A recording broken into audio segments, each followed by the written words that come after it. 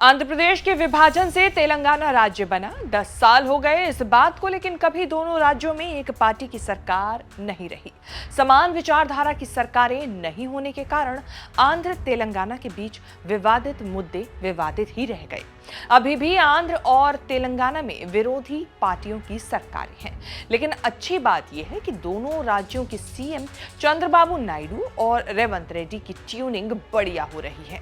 किसी जमाने में रेवंत रेड्डी टीडीपी में हुआ करते थे।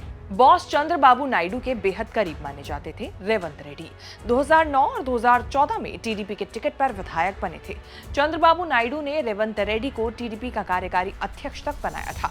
उसी रिश्ते के लिहाज से चंद्रबाबू नायडू ने रेवंत रेड्डी को लिखी है चिट्ठी, और उस चिट्ठी से गरमाया हुआ है आंध्र प्रदेश और तेलंगाना का राजनीतिक पारा इसीलिए हाई है कि अब नायडू और रेवंत रेड्डी दो विपरीत छोड़ पर खड़े हैं। नायडू बीजेपी के साथ हैं, उनके समर्थन की बदौलत मोदी पीएम है। रेवंत रेड्डी कांग्रेस सरकार के सीएम है। 6 जुलाई को रेवंत रेड्डी से मीटिंग की पहल चंद्रबाबू नायडू ने की है। प्रस्ताव दिया कि रेवंत रेड्डी के हैदराबाद वाले घर पर शनिवार की दोपहर मिल सकते हैं।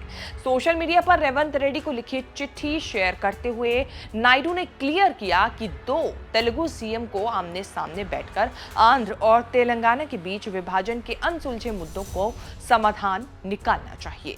ये मुद्दे दोनों राज्यों में कल्याण और अन्य मामलों में बाधा डाल रहे हैं। नायडू की चिट्ठी से इशारा मिलता है कि वो तेलंगाना सरकार के साथ मिलकर कोई प्रोजेक्ट शुरू करना चाहते हैं। रेवंत रेड्डी ने चंद्रबाबू नायडू का मीटिंग प्रपोजल एक्सेप्ट कर लिया। विधानसभा और लोकसभा चुनाव जीतने की बधाई भी दी। मीटिंग हैदराबाद के प्रजा भवन में होगी। रेवंत रेड्डी ने 6 जून को खुद फोन करके चंद्रबाबू नायडू को चुनाव जीतने की बधाई दी थी। रेवंत रेड्डी और चंद्रबाबू की मुलाकात होनी है, सरकारी टाइप है, लेकिन अनुमान लगाया जा रहा है कि इसका असर आने वाले दिनों में दिखेगा। आंध्र से लेकर दिल्ली तक चंद्रबाबू नायडू बीजेपी के साथ हैं, लेकिन बीजेपी पर निर्भर नहीं।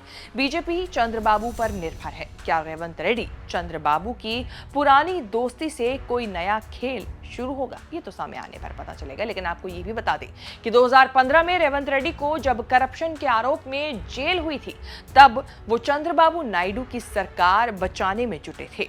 आरोप लगे चंद्रबाबू नायडू के पक्ष में वोटिंग कराने के लिए रेवंत रेड्डी ने विधायकों को पैसे देकर खरीदने की कोशिश की थी। हालांकि जेल से निकलने के बाद ज्यादा दिन टीडीपी में टिके नहीं। 2017 में कांग्रेस में शामिल हुए और आज सीएम बनकर चंद्रबाबू नायडू की बराबरी करते हैं। चंद्रबाबू नायडू के प्रपोजल में फायदा तेलंगाना का भी है। जगनमोहन रेड्डी से रिश्ते अच्छे नहीं रहे, लेकिन नायडू के पुराने वफादार रहे हैं, इसीलिए अगले 5 साल तक आंध्र तेलंगाना का झगड़ा शांत रहने की उम्मीद है।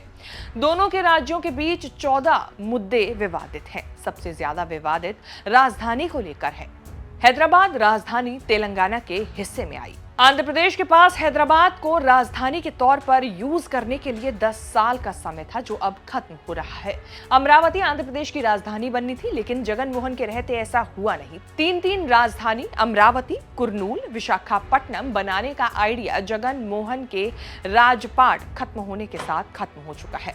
सीएम बनने के बाद रेवंत रेड्डी ने क्लियर किया था कि तेलंगाना के विकास के लिए संबंध बढ़िया रखना जरूरी है। उन्होंने ये भी सफाई दी थी कि जब उन्होंने सार्वजनिक मंच से मोदी के गुजरात मॉडल की तारीफ करते हुए बड़ा भाई कह करके इशारा किया था।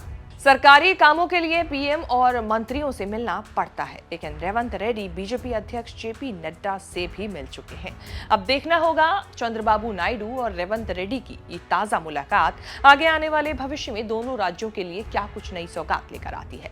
आपके हिसाब से क्या कुछ हो सकता है, कमेंट करके बताएं। ये वीडियो आपको कैसी लगी ये भी बताना ना भूलें। इस तरह की खबरें आगे भी देखने के लिए आप बने रहें न्यूज़ तक के साथ।